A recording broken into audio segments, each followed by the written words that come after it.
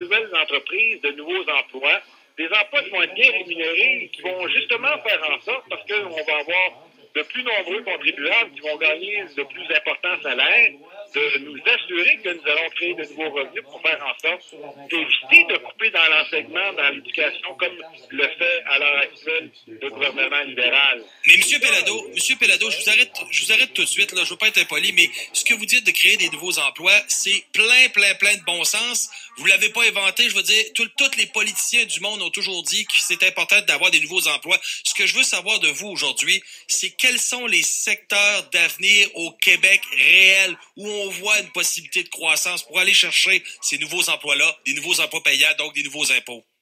Écoutez, il y en a dans plusieurs domaines. Celui que je considère qui est un chantier vraiment de grande envergure pour le Québec sur la scène internationale, c'est celui de l'électrification des transports. Vous savez, moi, j'ai réussi chez Québécois parce que j'ai instauré ce que j'ai appelé une espèce de schéma ou un modèle de la convergence. Et c'est possible également de le réaliser justement dans le domaine de l'électrification des transports en partant de l'extraction du minerai de lithium qui est à la base de la fabrication de nos batteries. Créer des batteries, des entreprises qui vont fabriquer des batteries, contrairement à ce qu'a fait M. Couillard d'aller en créer en France. Nous avons un institut de recherche à Hydro-Québec qui est extrêmement performant.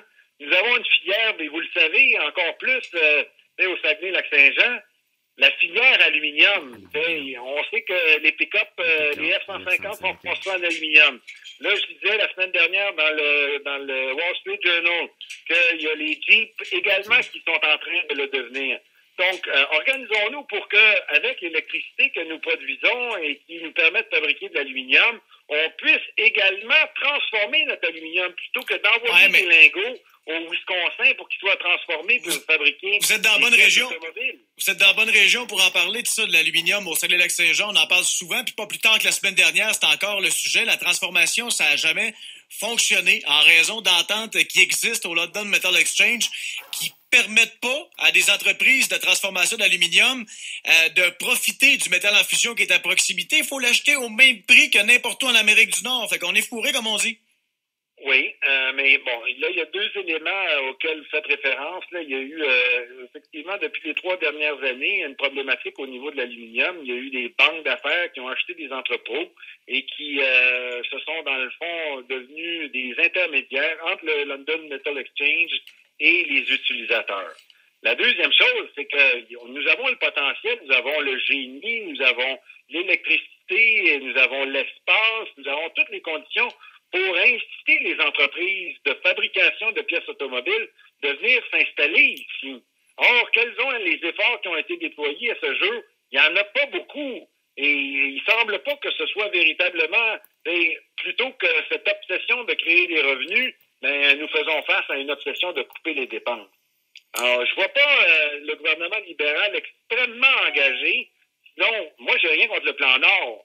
Je pense que c'est une belle initiative. Mais encore faut-il que nous sortions de ce schéma élémentaire et peut-être même historique de dire on va vendre comme le faisait Duplessis une scène la tonne.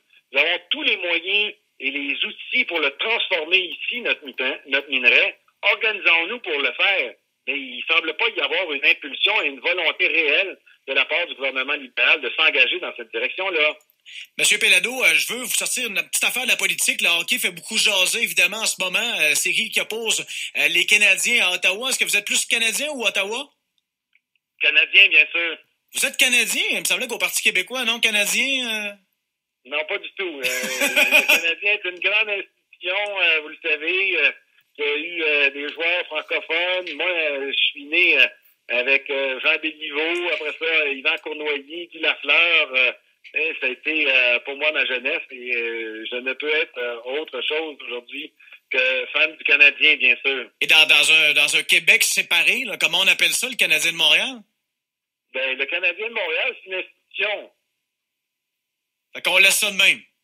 Ben, premièrement, vous savez, la question ne nous appartient pas, c'est une entreprise privée. Ouais. Et je pense en même temps aussi, et surtout, le Canadien, c'est le Canadien. Ce n'est rien d'autre On n'ira pas chercher les Maroons, là. Monsieur Pellado, on va se quitter dans quelques instants, mais avant de vous laisser partir, je vous pose la question dans le monde artistique. Allez-vous aller à Météo?